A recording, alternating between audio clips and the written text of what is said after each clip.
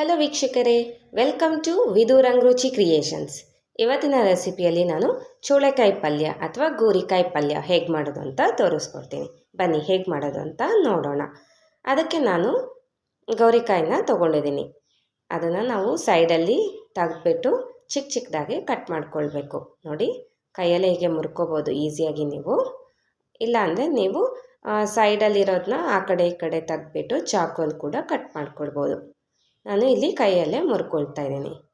ನೋಡಿ, ಈ ಥರ ಚಿಕ್ಕ ಚಿಕ್ಕದಾಗೆ ನೀವು ಕೈಯಲ್ಲಿ ಮುರ್ಕೊಳ್ಬೋದು. ನಾನು ಎಲ್ಲ ಗೋರಿಕಾಯಿನೂ ಅಂದರೆ ಒಂದು 1/4 kg ಆಗೋಷ್ಟು ತೊಗೊಂಡಿದ್ದೀನಿ. ಇಲ್ಲಿ ಎಲ್ಲ ಚಿಕ್ಕ ಚಿಕ್ಕದಾಗಿ ಕಟ್ ಮಾಡ್ಕೊಳ್ತಾ ಇದ್ದೀನಿ. ಈ ಗೋರಿಕಾಯಿ ಪಲ್ಯ ರೊಟ್ಟಿ ಜೊತೆಗೆ ಒಳ್ಳೆ ಕಾಂಬಿನೇಷನ್ ಅಂತಲೇ ಹೇಳ್ಬೋದು, ಸೈಡ್ ಡಿಶ್ ಹಾಕಿ. ಹಾಗೆ ನೀವು ಚಪಾತಿ ಜೊತೆಗೆ ದೋಸೆ ಜೊತೆಗೂ ಕೂಡ ಚೆನ್ನಾಗಿರುತ್ತೆ. ನೋಡಿ, ಇದನ್ನೆಲ್ಲ ಚಿಕ್ಕ ಚಿಕ್ಕದಾಗಿ ಕಟ್ ಮಾಡ್ಕೊಂಡು ಇಟ್ಕೊಳ್ತಾ ಇದ್ದೀನಿ. ಇದಕ್ಕೆ ನಾನು ಸ್ವಲ್ಪ ಅರಶಿನ ಪುಡಿ ಹಾಗೆ ಸ್ವಲ್ಪ ಉಪ್ಪು ಹಾಕ್ಕೊಂಡು ಇದಕ್ಕೆ ನೀರು ಹಾಕ್ಕೊಂಡು ಇದನ್ನು ನಾನು ಒಂದು ಸ್ವಲ್ಪ ಹೊತ್ತು ನೆನೆಸಿಟ್ಕೊಳ್ತಾ ಇದ್ದೀನಿ. ನೀವು ಈರುಳ್ಳಿ ಎಲ್ಲ ಹಚ್ಕೊಳ್ಳೋಷ್ಟರಲ್ಲಿ ಇದನ್ನು ಸ್ವಲ್ಪ ಹೊತ್ತು ನೆನೆಸಿಟ್ಕೊಳ್ಳಿ. ನೀವು ಒಗ್ಗರಣೆ ಹಾಕ್ಕೊಂಡು ಈರುಳ್ಳಿ ಎಲ್ಲ ಬೇಯಿಸ್ಕೊಳ್ಳೋಷ್ಟರಲ್ಲಿ ಇದೆಲ್ಲ ಚೆನ್ನಾಗಿ ನೆಂದ್ಕೊಳ್ಳುತ್ತೆ. ಇದರಲ್ಲಿ ಕೆಮಿಕಲ್ಸ್ ಎಲ್ಲ ಹಾಕಿರ್ತಾರಲ್ವ, ಅದಕ್ಕೋಸ್ಕರ ಒಂದು ಸ್ವಲ್ಪ ಹೊತ್ತು ನೆನೆಸಿಡೋದ್ರಿಂದ ಎಲ್ಲ ಒಗ್ರೆಲ್ಲ ಹೋಗಿ ಚೆನ್ನಾಗಿರುತ್ತೆ. ಬನ್ನಿ ಈಗ ಬೇಕಾದ ಇಂಗ್ರೀಡಿಯೆಂಟ್ಸ್ ಏನು ಅಂತ ನೋಡೋಣ. ನಾನು ಒಗ್ಗರಣೆ ಹಾಕೊಳ್ಳೋದಕ್ಕೆ ಸಾಸಿವೆ, ಜೀರಿಗೆ, ಕಡಲೆಬೇಳೆ, ಕರಿಬೇವು ಹಾಗೆ ರುಚಿಗೆ ತಕ್ಕಷ್ಟು ಉಪ್ಪು ತೊಗೊಂಡಿದ್ದೀನಿ. ಹಾಗೆ ಒಗ್ಗರಣೆ ಮಾಡ್ಕೊಳ್ಳೋದಕ್ಕೆ ಚಿಕ್ಕ ಚಿಕ್ಕದಾಗಿ 1-2 ಮೀಡಿಯಮ್ ಸೈಜ್ ಈರುಳ್ಳಿ, ಹಾಗೆ 1-4 ಹಸಿಮೆಣಸಿನ್ಕಾಯಿ, ಬೆಳ್ಳುಳ್ಳಿ, ಹಾಗೆ ಸ್ವಲ್ಪ ಅರಿಶಿನ, ಗರಂ ಮಸಾಲ, ಧನಿಯಾ ಪುಡಿ, ಸ್ವಲ್ಪ ಸಾಂಬಾರು ಪುಡಿ ಮತ್ತು ಇದನ್ನು ಕುಟಾಣಿ ಪುಡಿ ಅಂತಾರೆ, ಅಂದರೆ ಕಡಲೆಪಪ್ಪಿನ ಪುಡಿ. ನೀವು ಕಡಲೆಪಪ್ಪನ್ನ ಮಿಕ್ಸಿಗೆ ಹಾಕ್ಕೊಂಡು ಇಟ್ಕೊಳ್ಬೋದು. ಇದು ಹಾಕೋದ್ರಿಂದ ಸ್ವಲ್ಪ ಗ್ರೇವಿ ಥರ ಟೇಸ್ಟಿಯಾಗಿರುತ್ತೆ. ಬನ್ನಿ ಈಗ ಹೇಗೆ ಮಾಡೋದು ಅಂತ ನೋಡೋಣ. ಮೊದಲಿಗೆ ನಾನು ಗ್ಯಾಸ್ ಹಂಚ್ಕೊಳ್ತಿದ್ದೀನಿ.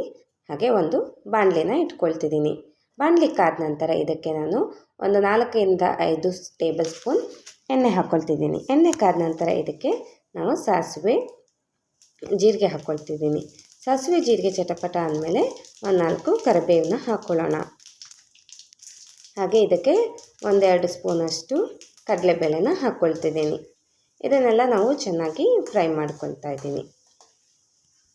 ಇದೆಲ್ಲ ಚೆನ್ನಾಗಿ ಫ್ರೈ ಆದಮೇಲೆ ಇದಕ್ಕೆ ನಾನು 4-5 ಹಸಿಮೆಣಸಿನ್ಕಾಯಿನ ಉದ್ದುದ್ದಕ್ಕೆ ಕಟ್ ಮಾಡ್ಕೊಂಡು ಹಾಕ್ಕೊಳ್ತಿದ್ದೀನಿ. ಹಾಗೆ ಒಂದು 5-6 ಬೆಳ್ಳುಳ್ಳಿನ ಹಾಕ್ಕೊಳ್ತಿದ್ದೀನಿ. ಇದನ್ನೆಲ್ಲ ನಾವು ಚೆನ್ನಾಗಿ ಫ್ರೈ ಮಾಡ್ಕೊಳ್ಬೇಕಾಗತ್ತೆ. ಹಸಿಮೆಣಸಿನ್ಕಾಯಲ್ಲಿರೋ ಖಾರ ಎಲ್ಲ ಎಣ್ಣೆಯಲ್ಲಿ ಬಿಡಬೇಕಾಗತ್ತೆ. ನೋಡಿ, ಈಗ ಹಸಿಮೆಣಸಿನ್ಕಾಯಿ ಎಲ್ಲ ಫ್ರೈ ಆಗಿದೆ. ಇದಕ್ಕೆ ನಾನು 1-2 ಮೀಡಿಯಮ್ ಸೈಜ್ ಈರುಳ್ಳಿನ ಚಿಕ್ಕ ಚಿಕ್ಕದಾಗಿ ಕಟ್ ಮಾಡ್ಕೊಂಡು ಹಾಕ್ಕೊಂಡಿದ್ದೀನಿ. ಈರುಳ್ಳಿ ಎಲ್ಲ ಸ್ವಲ್ಪ ಸಾಫ್ಟ್ ಆಗೋವರೆಗೂ ನಾವು ಚೆನ್ನಾಗಿ ಫ್ರೈ ಮಾಡ್ಕೊಳ್ಬೇಕಾಗತ್ತೆ. ನೋಡಿ, ಈಗ ಎಲ್ಲ ಫ್ರೈ ಆಗಿದೆ. ಇದಕ್ಕೆ ನಾನು ಗೋರಿಕಾಯಿನ ಹಾಕ್ಕೊಳ್ತಿದ್ದೀನಿ. ಇದನ್ನೆಲ್ಲ ತೊಳ್ಕೊಂಡು ಚೆನ್ನಾಗಿ ನೀರೆಲ್ಲ ಬಸ್ಕೊಂಡು ಹಾಕ್ಕೊಳ್ತಿದ್ದೀನಿ. ನೋಡಿ, ಇದನ್ನೆಲ್ಲ ನಾವು ಚೆನ್ನಾಗಿ ಫ್ರೈ ಮಾಡ್ಕೊಳ್ಬೇಕು. ಇದೆಲ್ಲ ಎಣ್ಣೆಯಲ್ಲೇ ಚೆನ್ನಾಗಿ ಫ್ರೈ ಆಗೋದ್ರಿಂದ ತುಂಬ ಚೆನ್ನಾಗಿರುತ್ತೆ. ಇದನ್ನು ನಾವು ಹೀಗೆ ಒಂದು 5-6 ನಿಮಿಷವರೆಗೂ ಚೆನ್ನಾಗಿ ಫ್ರೈ ಮಾಡ್ಕೊಳ್ಬೇಕು. ಇದಕ್ಕೆ ನಾನು ಸ್ವಲ್ಪ ಅರಿಶಿನದ ಪುಡಿ ಹಾಕ್ಕೊಂಡು ಫ್ರೈ ಮಾಡ್ಕೊಳ್ತಿದ್ದೀನಿ. ನೋಡಿ, ಇದನ್ನೆಲ್ಲ ಹಾಗೆ ಎಣ್ಣೆಯಲ್ಲೇ ನಾವು ಬಾಡಿಸ್ಕೊಳ್ಬೇಕಾಗತ್ತೆ. ಈಗ ನಾನು ಸ್ವಲ್ಪ ರುಚಿಗೆ ತಕ್ಕಷ್ಟು ಉಪ್ಪು ಹಾಕ್ಕೊಂಡು ಇದನ್ನೆಲ್ಲ ಚೆನ್ನಾಗಿ ಮಿಕ್ಸ್ ಮಾಡ್ಕೊಳ್ತೀನಿ. ನೀವು ಗೋರಿಕಾಯಿನ ಸ್ಟಾರ್ಟಿಂಗಲ್ಲೇ ಅಂದರೆ ಫಸ್ಟು ಒಗ್ಗರಣೆ ಹಾಕ್ಕೊಳ್ಳೋಕ್ಕಿಂತ ಮುಂಚೆನೇ ಗೋರಿಕಾಯಿನ ಫ್ರೈ ಮಾಡಿಕೊಂಡು ಒಂದು 2-3 ಟೇಬಲ್ ಸ್ಪೂನ್ ಎಣ್ಣೆ ಹಾಕ್ಕೊಂಡು ಚೆನ್ನಾಗಿ ಫ್ರೈ ಮಾಡ್ಕೊಂಡು ಕೂಡ ಹಾಕ್ಕೊಳ್ಬೋದು. ಅಥವಾ ಈರುಳ್ಳಿ ಹಾಕಿದ್ಮೇಲೂ ಕೂಡ ನೀವು ಫ್ರೈ ಮಾಡ್ಕೊಳ್ಬೋದು. ನೋಡಿ, ಇದೆಲ್ಲ ಸ್ವಲ್ಪ ಒಂದು ಅರ್ಧ ಭಾಗದಷ್ಟು ಫ್ರೈ ಮಾಡ್ಕೊಂಡಿದ್ದೀನಿ. ಈಗ ಇದಕ್ಕೆ ನಾನು ಸ್ವಲ್ಪ ನೀರು ಹಾಕ್ಕೊಂಡು ಇದನ್ನು ಬೇಯಿಸ್ಕೊಳ್ತೀನಿ. ನೀವು ಹಸಿಮೆಣಸಿನ್ಕಾಯಿ ಬೇಡ ಅನ್ನೋರು ಸ್ಕಿಪ್ ಮಾಡಿಕೊಂಡು ಖಾರದ ಪುಡಿ ಕೂಡ ಹಾಕ್ಕೊಳ್ಬೋದು. ನೋಡಿ, ಇದಕ್ಕೆ ಒಂದು ಪ್ಲೇಟ್ ಮುಚ್ಕೊಂಡು ಇದನ್ನು ಸ್ವಲ್ಪ ಹೊತ್ತು ಬೇಯಿಸ್ಕೊಳ್ಳೋಣ. ಅಂದರೆ ಸ್ವಲ್ಪ ಮೆತ್ತಗಾಗಬೇಕು. ಆವಾಗವಾಗ ಕೈ ಆಡ್ತಾಯಿರಿ, ಯಾಕೆಂದರೆ ತಳ ಹಿಡ್ಬಿಡತ್ತೆ. ನೋಡಿ, ಇದನ್ನೆಲ್ಲ ನಾನು ಚೆನ್ನಾಗಿ ಬೇಯಿಸ್ಕೊಳ್ತಾ ಇದ್ದೀನಿ. ಇವಾಗ ಇದಕ್ಕೆ ಮಸಾಲೆನ ಹಾಕ್ಕೊಳ್ಳೋಣ. ನಾನು ಒಂದು ಸ್ವಲ್ಪ ಧನಿಯಾ ಪುಡಿ, ಹಾಗೆ ಒಂದು ಅರ್ಧ ಟೇಬಲ್ ಸ್ಪೂನಷ್ಟು ಗರಂ ಮಸಾಲ, ಹಾಗೆ ಸ್ವಲ್ಪ ಸಾಂಬಾರು ಪುಡಿನ ಹಾಕ್ಕೊಂಡು ಇದನ್ನೆಲ್ಲ ಚೆನ್ನಾಗಿ ಮಿಕ್ಸ್ ಮಾಡ್ಕೊಳ್ತೀನಿ. ಅಂದರೆ ಹಸಿ ವಾಸನೆ ಎಲ್ಲ ಹೋಗೋವರೆಗೂ ಇದನ್ನೆಲ್ಲ ಚೆನ್ನಾಗಿ ನಾವು ಫ್ರೈ ಮಾಡ್ಕೊಳ್ಬೇಕಾಗತ್ತೆ. ನೋಡಿ, ಇದೆಲ್ಲ ಇವಾಗ ಚೆನ್ನಾಗಿ ಫ್ರೈ ಆಗ್ತಿದೆ. ಇದಕ್ಕೆ ನಾನಿವಾಗ ಪುಟಾಣಿ ಪುಡಿನ ಹಾಕ್ಕೊಳ್ತೀನಿ, ಅಂದರೆ ಕಡಲೆಪುಪ್ಪಿನ ಪುಡಿ. ಇದು ಹಾಕೋದ್ರಿಂದ ನಿಮಗೆ ಸ್ವಲ್ಪ ಗ್ರೇವಿ ಥರ ಬರುತ್ತೆ, ಚೆನ್ನಾಗಿರುತ್ತೆ. ಇದಕ್ಕೆ ನೀವು ಗುರಾಲ್ ಪುಡಿನೂ ಹಾಕ್ಕೊಳ್ಬೋದು ಅಥವಾ ಶೇಂಗಾ ಪುಡಿ ಹಾಕ್ಕೊಳ್ಬೋದು.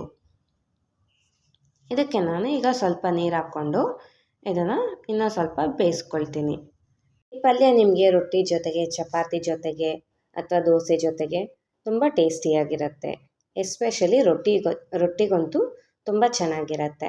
ಜೋಳದ ರೊಟ್ಟಿ ಹೇಗೆ ಮಾಡೋದು ಅಂತೇಳಿ ಜೋಳದ ರೊಟ್ಟಿದು ರೆಸಿಪಿ ನಾನು ಡಿಸ್ಕ್ರಿಪ್ಷನ್ ಬಾಕ್ಸಲ್ಲಿ ಲಿಂಕ್ ಹಾಕಿದ್ದೀನಿ, ಹೋಗಿ ನೋಡಿ. ಈಗ ಇದೆಲ್ಲ ಚೆನ್ನಾಗಿ ಫ್ರೈ ಆಗಿದೆ, ಇದೆಲ್ಲ ಚೆನ್ನಾಗಿ ಸಾಫ್ಟ್ ಆಗಿದೆ. ಈಗ ಗೋರಿಕಾಯಿ ಪಲ್ಯ ರೆಡಿಯಾಗಿದೆ ಅಂತಲೇ ಹೇಳ್ಬೋದು. ನಾನೀಗ ಇದನ್ನ ಗ್ಯಾಸ್ ಸ್ಟವ್ನ ಆಫ್ ಮಾಡ್ಕೊಳ್ತಿದ್ದೀನಿ. ಈಗ ನಾನು ಒಂದು ಪ್ಲೇಟ್ಗೆ ಸರ್ವ್ ಮಾಡ್ಕೊಳ್ತಿದ್ದೀನಿ. ನೋಡಿ ಎಷ್ಟು ಚೆನ್ನಾಗಿದೆ ಅಂತ. ಈ ಪಲ್ಯ ಅಂದರೆ ಈ ರೆಸಿಪಿ ನಿಮಗೆ ಇಷ್ಟ ಆಗಿದೆ ಅಂದ್ಕೊಂಡಿದ್ದೀನಿ. ಇದೇ ಥರ ನೀವು ಕೂಡ ಒಮ್ಮೆ ಟ್ರೈ ಮಾಡಿ ಹೇಗೆ ಬಂತು ಅಂತ ಕಮೆಂಟ್ ಮಾಡಿ. ನಾನಿಲ್ಲಿ ರೊಟ್ಟಿ ಜೊತೆಗೆ ಸರ್ವ್ ಮಾಡ್ಕೊಳ್ತಾ ಇದ್ದೀನಿ. ನೋಡಿ, ಈ ರೆಸಿಪಿ ನಿಮಗೆ ಇಷ್ಟ ಆಗಿದ್ದರೆ please like, share and subscribe. ಇದೇ ಥರ ಒಳ್ಳೊಳ್ಳೆ ಈಸಿ ರೆಸಿಪೀಸ್ಗೋಸ್ಕರ ನಮ್ಮ ಚಾನಲ್ನ ಫಾಲೋ ಮಾಡಿ. Thank you.